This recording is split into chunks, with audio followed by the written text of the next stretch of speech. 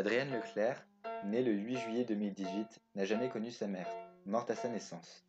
Son père l'abandonne quand elle avait 5 ans. Éloignée des autres enfants, elle reste seule et son unique compagnon est sa peluche. Elle n'aime pas se faire réprimander par ses professeurs et sortir après les élèves de sa classe.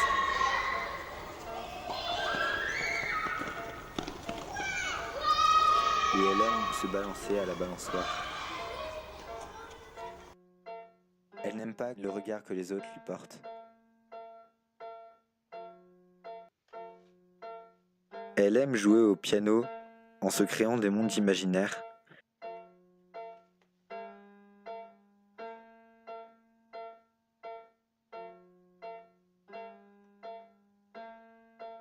Elle aime glisser sa main le long des murs.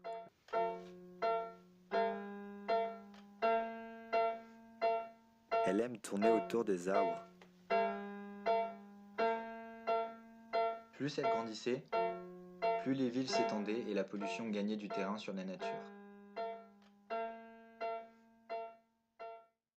Bonjour, je m'appelle Léane Andrieux, je suis étudiante, j'ai 20 ans et je suis l'ancienne voisine de Adrienne Leclerc, qui était une dame un peu folle dans sa tête parce que toute sa vie, elle a toujours été toute seule, du coup elle a fini par aimer un poireau.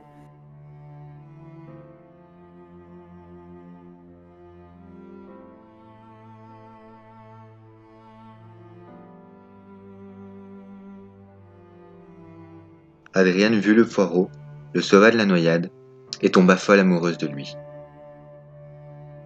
Et c'est à ce moment-là que Adrienne comprit que sa vie serait vouée à sauver la nature.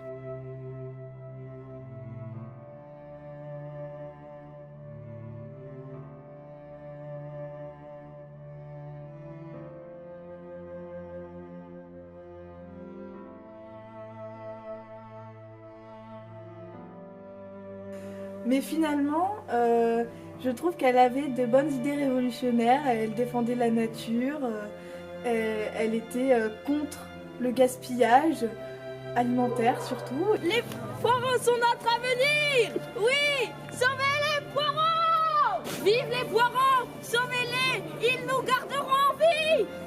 Son audience augmentait de jour en jour, mais pourtant, certaines personnes restaient sceptiques à ses discours, car elle était folle. Mesdames, messieurs, bonjour à tous. Nous sommes réunis aujourd'hui pour parler d'un problème majeur de notre société actuelle, le génocide des poireaux. Notre génération doit arrêter de se voiler la face sur ce massacre organisé. Chaque jour, des milliers de poireaux se font découper et dévorer par nous, les humains. Protégeons la nature contre notre société métallique. Sauvons les poireaux! Adrienne Leclerc mourut le 6 janvier 2040 à l'âge de 32 ans.